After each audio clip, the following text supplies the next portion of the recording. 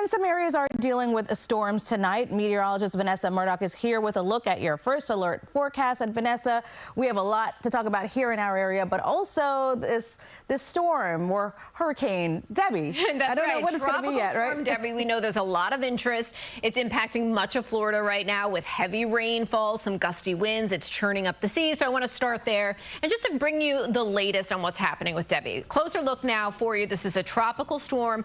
Winds are sustained at 65 miles per hour as of the 5 p.m. update. It is making its way, center of the storm rather, west of Tampa, moving north at 12 miles per hour. This storm is expected to make landfall tomorrow, potentially as a Category 1 hurricane with winds of 85 miles per hour toward the Big Bend of Florida and then continue on that northeasterly path.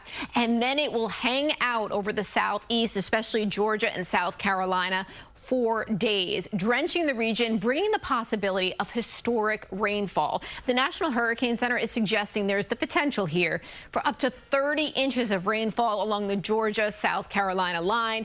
This is one model projection. You see Charleston could get as much as 16 inches. There is going to be a lot of rain with the storm for the southeast, and by week's end, some moisture right here at home, courtesy the remnants of Debbie.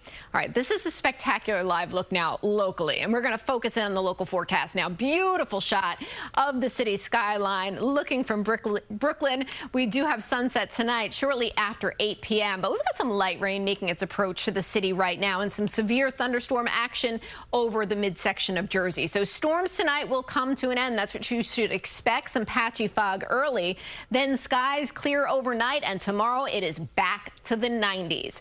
Unsettled again starting tomorrow night and then day after day. We are going to feel that heavy moisture in the atmosphere, and we're going to be plagued with shower storm. And by week's end, courtesy of what's left of Debbie, we might get some persistent soaking rainfall Friday into Saturday. So the rain chances look like this. 30% chance tonight. You'll see a little bit more in the way of a shower or a storm. 20% chance tomorrow night, and that will start northwest of the city. Tuesday, Wednesday, Thursday, you see those percentages. They're high. It is an unsettled stretch starting again tomorrow night. Precip chances to the temperature trend. 93 yesterday wrapped up our fourth heat wave of the summer. Today, a 10-degree drop off to 83, but we bounce right back tomorrow to 92.